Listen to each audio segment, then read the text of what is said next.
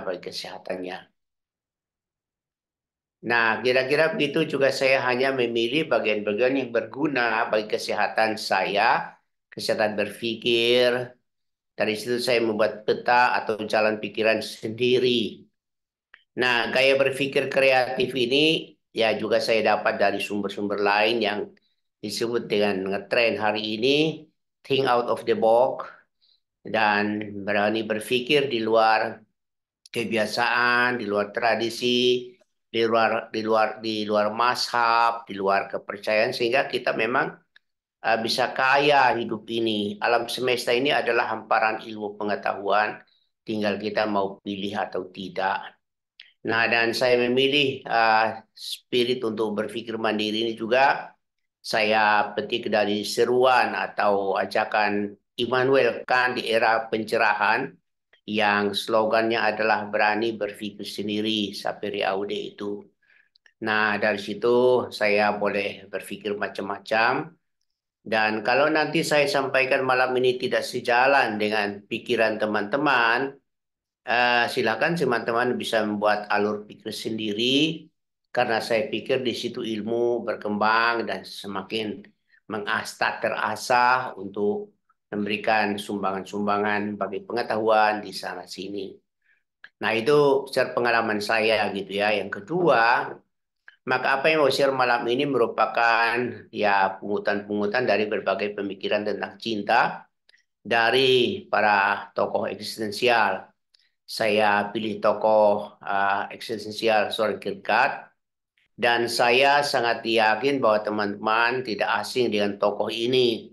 Tokoh ini memang begitu banyak dikenal sebagai tokohnya eksistensialisme religius. Nah, silakan baca biografinya teman-teman di situ. Nah, problem kedua ini masih pengantar. Ini menurut Soren Kierkegaard, dia melihat bahwa ada problem eksistensial manusia masyarakat modern, yaitu problem otentisitas. Manusia modern ini kehilangan otentisitasnya, individualitasnya terkubur di dalam kolektivitas.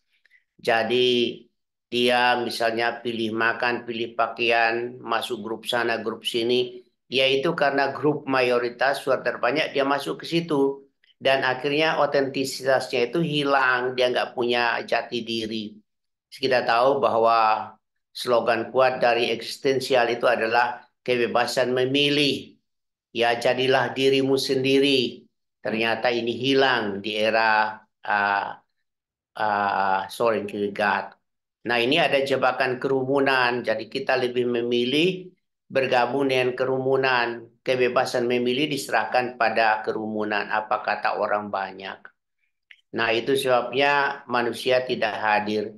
Sebab kritik ini juga bukan hanya di dalam masyarakat umum, tapi juga masuk ke dalam masyarakat agama, kekristenan waktu itu khususnya, di mana jadi Kristen juga ikut mazhab tertentu, aliran tertentu, teologi tertentu, sehingga kita tidak memilih sendiri menurut maunya kita atau pendapat kita, tapi kita gantungkan pilihan kita itu pada kata putusan orang lain, kelompok komunitas.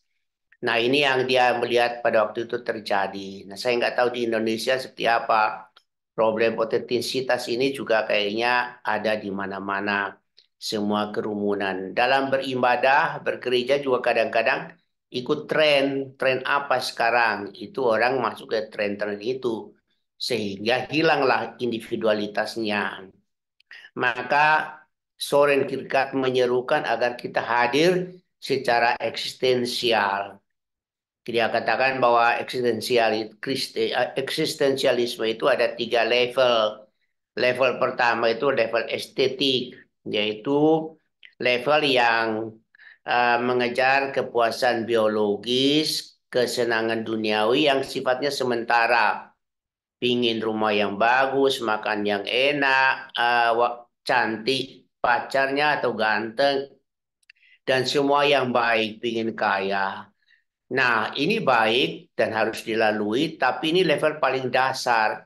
Kalau berhenti di level ini, maka penyakitnya adalah orang sampai kejenuhan, kekecewaan, dan putus asa. Nah, itu Soren Kierkegaard menyebut Don Juan. Don Juan itu dia seorang pemuda yang ganteng dan kaya dan dia dekati cewek mana saja pasti suka dengan dia. Tapi setelah dia punya cewek begitu banyak, mau ngapain? Akhirnya lama-lama bosan. Bosan, kecewa, lalu putus asa. Nah, banyak orang hari ini kehadiran eksistensialnya cuma di level estetik. Kalau saudara boleh melihat bintang-bintang film banyak di dunia ini, Korea misalnya itu sudah cantik, sudah ganteng, sudah kaya raya, tapi berakhir dengan tragis, bunuh diri dan lain-lain. Karena apa? Mereka terjebak di dalam hanya estetik kepuasan duniawi, biologi sementara. Maka harus tahu naik ke level yang kedua, yaitu level eksistensi etik. Di sini berbagi kebaikan. Jadi kalau di level awal sudah kaya, buat orang jadi kaya. Sudah pintar, buat orang jadi pintar. Kalau hari ini, kalau saudara makan di rumah makan mewah dengan menu makanan yang bagus, kemudian difoto dan diposting, lalu banyak orang like gitu, naik ke level eksistensi etik, jangan hanya fotonya yang dikirim, tapi ajak teman-temanmu yang lain supaya bisa makan seenak kamu. Nah, ini berbagi kebaikan. Jadi kalau misalnya duduk makan satu meja dengan sekian banyak orang, habis makan kamu katakan, oke semuanya saya bayar. Ini berbagi kebaikan. Kebaikan itu bisa materi dan non materi bisa kita bagikan. Dan ini tingkat kebahagiaan, kepuasannya lebih tinggi, lebih di atas lagi. Tapi ada bahayanya juga ketika berbagi kebaikan dengan harapan-harapan tertentu bisa berakhir dengan kekecewaan. Saya tahu ada beberapa gereja di Jakarta yang ingin membantu gereja-gereja di luar Jawa yang ekonominya belum bagus, diberikan babi atau sapi untuk ternak. Tapi ternyata nggak jadi-jadi, nggak berhasil. Lalu akhirnya juga kecewa dan tidak bantu lagi. Sehingga kalau eksistensi etik ini juga dilakukan dengan pamrih, dengan harapan-harapan, itu jebakannya adalah juga kecewa. Maka harus tahu level ke atas, naik lagi ke level religius. Religius, oh ya bisa dihapus supaya Indonesia aja gitu. Nah, di level ini, maka semua tindakan kebaikan itu berubah. Ya, tidak lagi dengan pamrih, tidak lagi dengan tawar-menawar untung rugi, tidak lagi orientasi pasar, tapi semua tindakan kebaikan itu mengacu kepada tindakan Allah. Terjadi perubahan karakter, karakter keilahian, mengilah juga semacam begitu, mengilah. Sehingga apa yang kita lakukan dalam koridor keilahian, ketuhanan, termasuk berbagi cinta, yang lain sebagainya. Nah, cinta yang dibicarakan Soren Kierkegaard ini bukan cinta romantik, tapi cinta rohani, cinta spiritual. Nah, ini kalau saya geser kepada seorang filsuf spiritualis dari India Osho, dia berkatakan bahwa cinta itu spiritual. Nah, Osho membedakan antara menyukai dan mencintai. Menyukai itu materi. Kita suka seorang karena gantengnya, cantiknya, kayanya. Tapi kalau religius, dia melampaui semua itu karena di dalam diri orang, meskipun jelek, meskipun tampak di luar tidak baik, di dalam dirinya ada tulisan-tulisan ayat-ayat suci yang bercerita tentang berat betapa mulianya dia karena cinta Allah di dalam dirinya, gambar Allah di dalam dirinya. Nah, itu juga yang Soren berbicara tentang cinta bukan romantis tapi religius. Nah, ini problem eksistensial, masalah otentisitas. Teman-teman kalau hadir malam hari ini juga kadang-kadang bukan bukan minatnya mau jadi di situ, tapi ya karena sudah tergabung, nggak hadir, nggak enak. Akhirnya datang ya terpaksa. Semua yang dilakukan dengan terpaksa gitu ya nggak menyenangkan sama sekali. Karena kita mau tidak dianggap aneh oleh kerumunan di mana kita bergabung. Nah, itu tingkat atau level eksistensi estetik paling dasar, etik, dan harus naik ke tingkat yang lebih di atas yaitu religius, di mana terjadi transendensi diri menjadi karakter pecinta dan cinta sebagaimana Allah sendiri memberikan matahari untuk orang baik dan orang jahat dan seterusnya. Nah, sekarang kita masuk topik utama kita malam ini yaitu filsafat cinta eksistensial menurut Kierkegaard. Nah, buku Works of Love ini, karya ini lahir pada saat seorang Kierkegaard patah hati dan sakit-sakitan. Kita tahu teman-teman pasti kenal dia. Dia punya pacar namanya Regina Olsen. Sudah pacaran dan sudah tunangan. Namun dia pikir terlalu dalam, terlalu jauh. Kalau aku menikah, aku bisa bahagiakan Regina enggak. Akhirnya dia putuskan cintanya, pertunangannya, dan Kierkegaard rela biar Regina bahagia dengan orang lain. Setelah diputusin, Regina kawin dengan orang lain dan di masa-masa belakangan dia sebenarnya masih mau kembali ke Regina, tapi Regina sudah menjadi milik orang lain sehingga dia nggak bisa ketemu. Tapi kalau dia ingin ketemu, dia izin suaminya dan bisa ketemu. Ya itulah dia itu cinta. Jadi cinta itu selalu nggak pernah hilang. Dia tetap ada di situ, nggak pernah hilang. Nah, dan pada saat dia sakit-sakitan, namun inilah kontras-kontras atau kontradiksi-kontradiksi Soren Kierkegaard. Saat dia patah hati, malah dia melakukan meditasi dan perenungan yang dalam tentang apa itu cinta. Dan dia menemukan cinta yang kita bahas malam ini. Kemudian sakit-sakitan orang mesti istirahat. Tapi justru sakit-sakitan dia menulis banyak karya yang besar. Usianya memang tidak terlalu panjang, cuma 42 tahun. Tapi karyanya luar biasa bagi masyarakat dunia hari ini.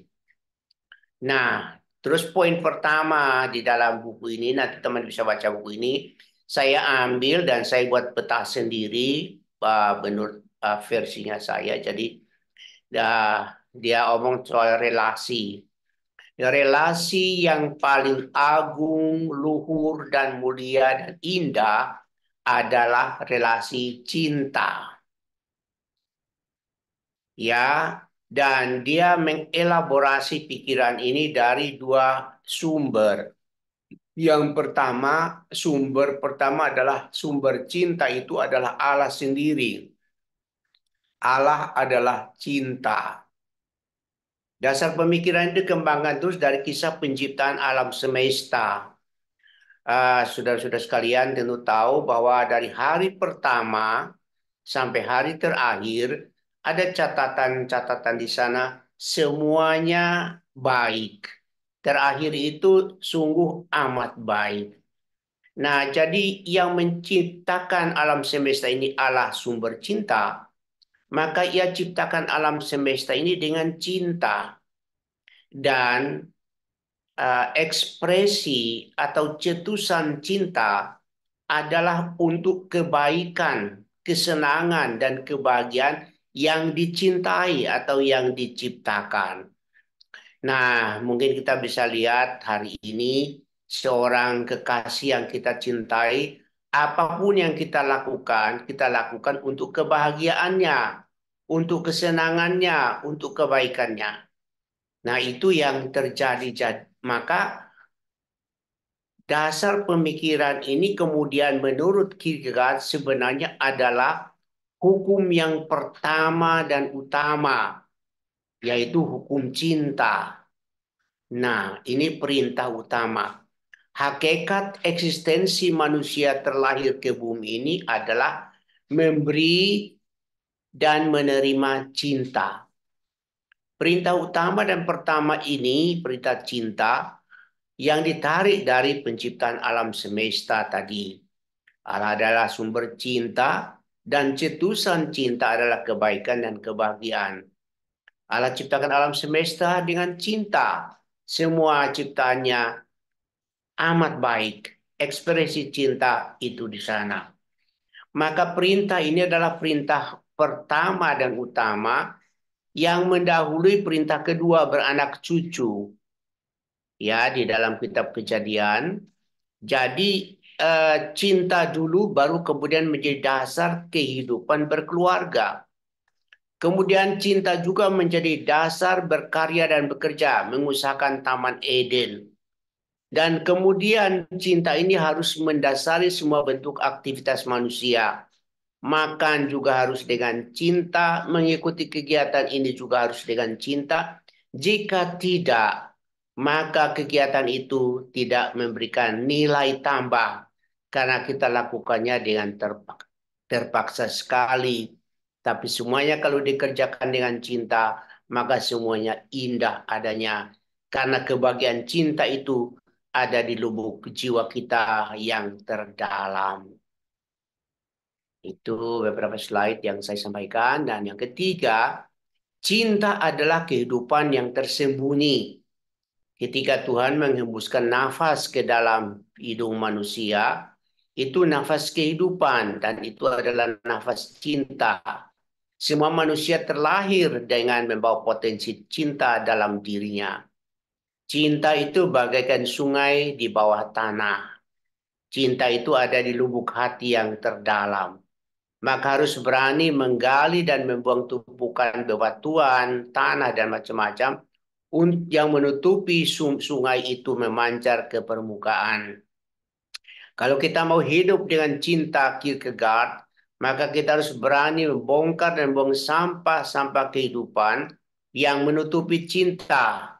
Sampah itu adalah sampah iri hati, kebencian, kemarahan, luka, trauma masa lalu, topeng-topeng kesalehan, topeng-topeng kerohanian, itu harus pernah dibuang agar kita sampai dan menemukan cinta yang sejati di dalam lubuk hati yang terdalam.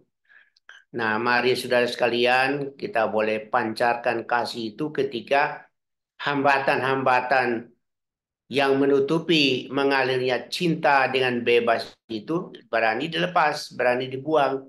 Jika tidak, memang kita hanya ngomong cinta di mulut, cinta dalam kata-kata, tapi cinta dalam aksi bentuknya berbeda. Oke, jadi manusia terlahir ke dunia ini untuk memberi dan menerima cinta. Tanpa pengalaman cinta, hidup menjadi hampa. Ini barangkali tadi yang diikuti Pak Mary. Hidup tanpa cinta adalah hidup yang tak layak dijalani. Ini kayak berpikir Sokratian. Sokratian pernah memberikan satu diktum, hidup yang tak teruji tak layak dijalani. Hidup tanpa cinta sejatinya sudah mati sementara bernafas.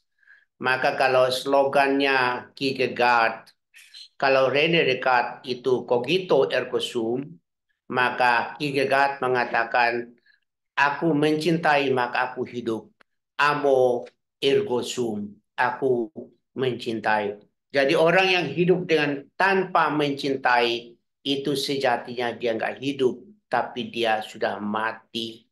Karena cinta itu adalah kehidupan yang tersembunyi. Nah, dalam proses cinta eksistensial Kierkegaard, merawat cinta lebih penting dari buahnya.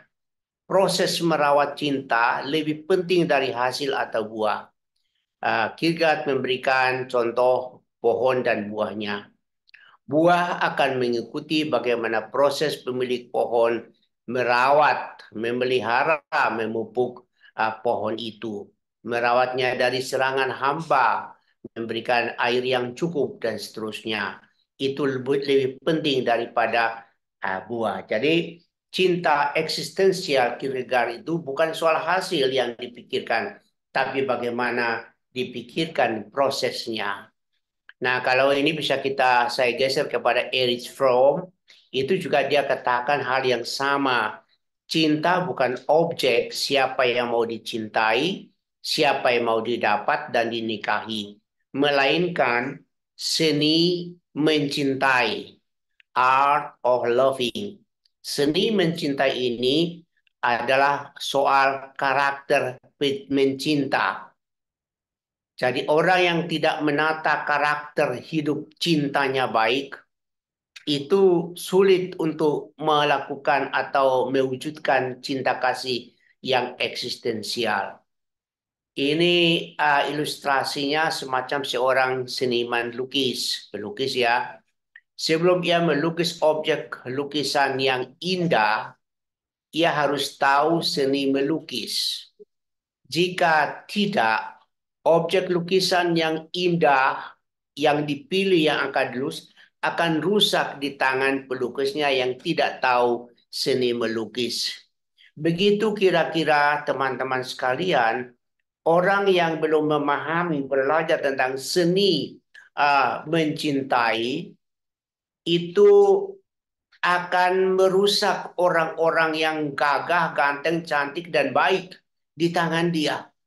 Maka kadang-kadang kita mendengar orang berkata gini, kalau dulu aku belum pacaran, hidupku bebas. Sekarang aku pacaran, aku kayak di penjara. Nah, ini karena orang ini yang mencintainya itu tidak mengerti bagaimana seni mencintai.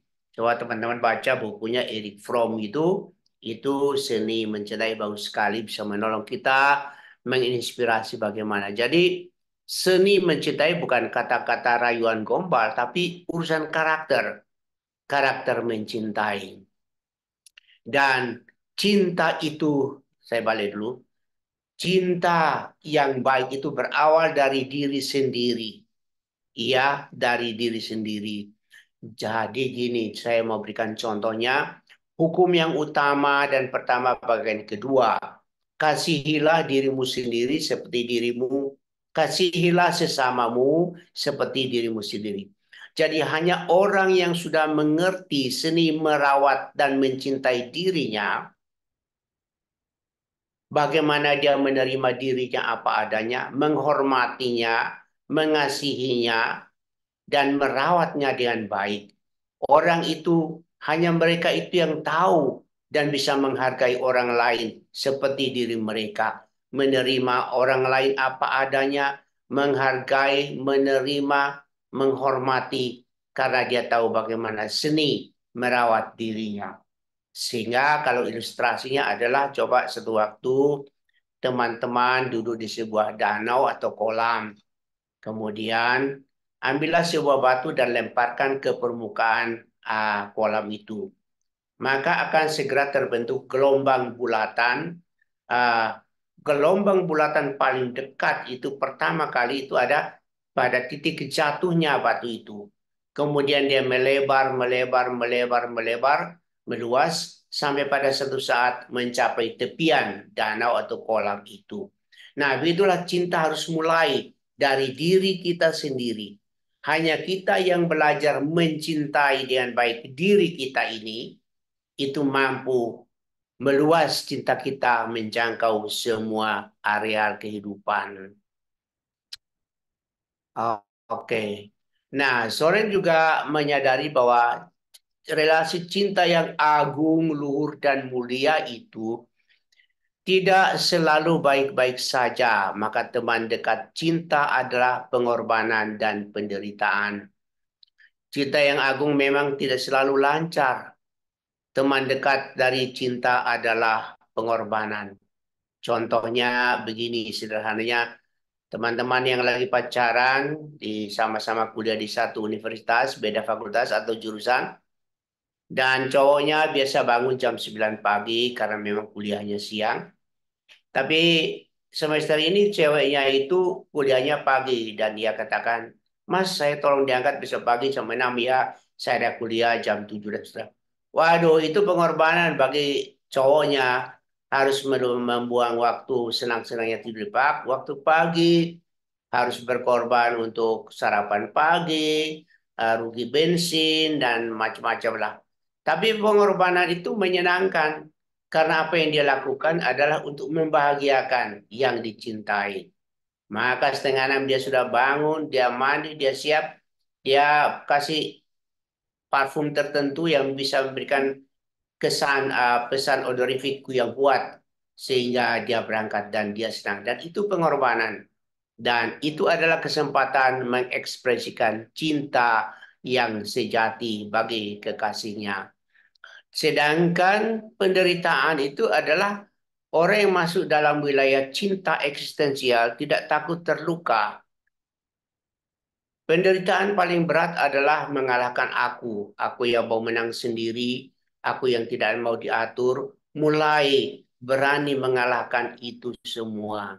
Dan cinta dengan penderitaan ini tidak takut terluka. Meskipun kamu naksir dan ditolak, kamu tidak rugi.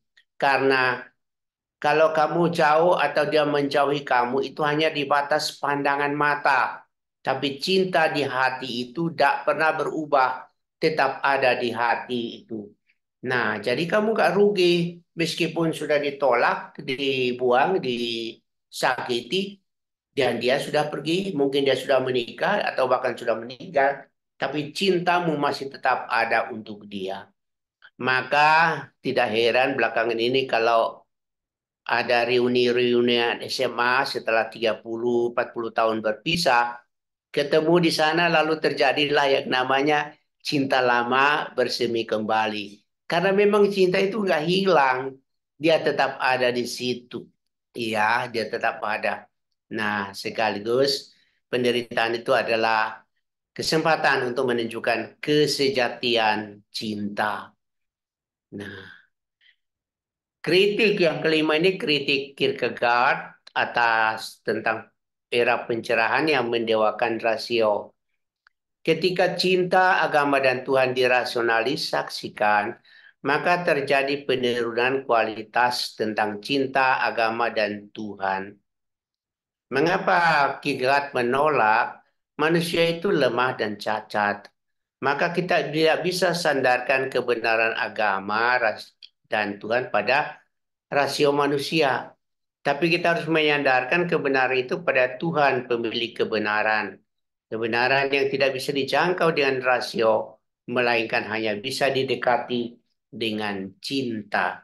Cinta adalah jalan melingkar kembali kepada Tuhan. Tadi Mbak Mary katakan kenapa ini bulan 2 bukan bulan kasih sayang, tapi kita ngomong soal cinta. Ya saya pikir ya ini juga adalah bulan cinta, kita baru selesai rayakan Jumat Agung, dan itu adalah bulan cinta, manifestasi cinta Allah yang besar buat kita. Oke, jadi rasio menjadi alat untuk kita bisa mengasihi Allah lebih baik. Jangan sampai rasio ini menjadi penghalang. Ya, kritik ini masuk sampai ke dalam gereja bahwa di dalam gereja itu agama hanya sekedar formalisme dan ritualisme tanpa penghayatan personal subjektif. Immanuel Kant menurut Kierkegaard menyimpangkan iman Kristen sebab ia mengabaikan pengalaman rohani perjumpaan manusia secara personal subjektif dari pengalaman hidup religius. Nah, itu kekristenan mula-mula demikian itu adalah pengalaman perjumpaan dengan Tuhan yang mengubahkan mereka, yang membaharui mereka, yang memberikan mereka keberanian dan kekuatan untuk berani berkata-kata tentang keselamatan di dalam Yesus. Nah, ketika semuanya digeser kepada masalah iman, maka kadang-kadang menurut Kierkegaard, yang kita sembahyang di gereja itu adalah kita sembahyang, kita punya dogma sendiri, pengetahuan kita sendiri, teologi kita sendiri, dan kita tidak mendekati Allah dengan cinta.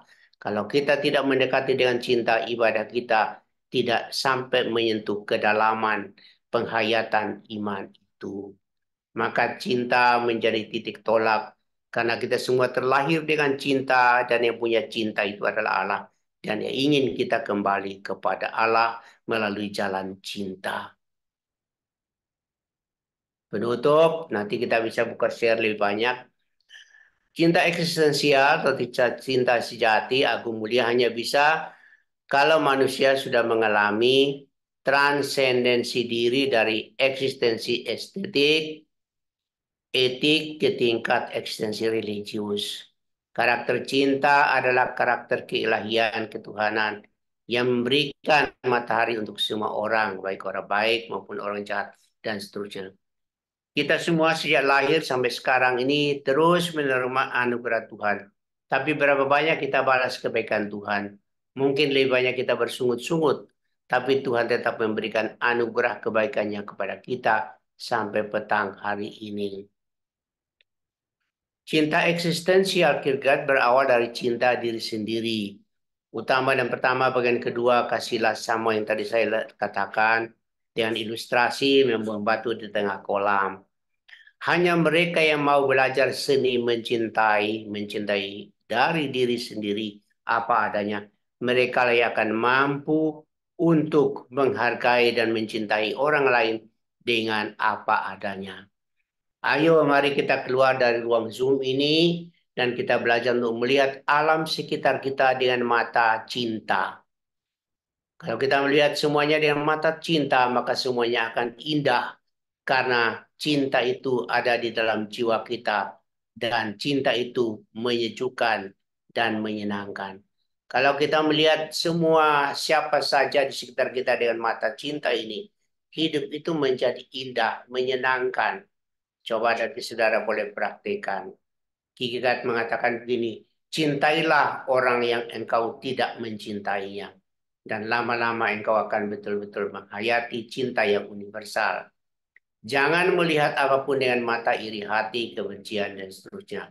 Karena mata itu memenjarakan dan menghukum orang. Demikian kira-kira yang saya bisa share. Nanti kurang lebih, mohon maaf dan mari kita boleh diskusikan lebih banyak lagi. Kita ikut gaya pemikirannya atau diskusinya Socrates dan kawan-kawan. Di sini tadi saya lihat ada dokter, dokter, ada macam-macam profesi. Silakan boleh berikan tanggapannya cinta tentang itu. Cinta dan kesehatan jiwa, cinta dan budaya, cinta dan agama, cinta dan kesehatan mental dan sebagainya. Bisa kita elaborasi di sini sehingga menemukan cinta menurut otentitas otentisitas kita. Menurut aku cinta ini bukan karena kata orang, tapi aku sudah alami dan tahu sendiri. Baik, kira-kira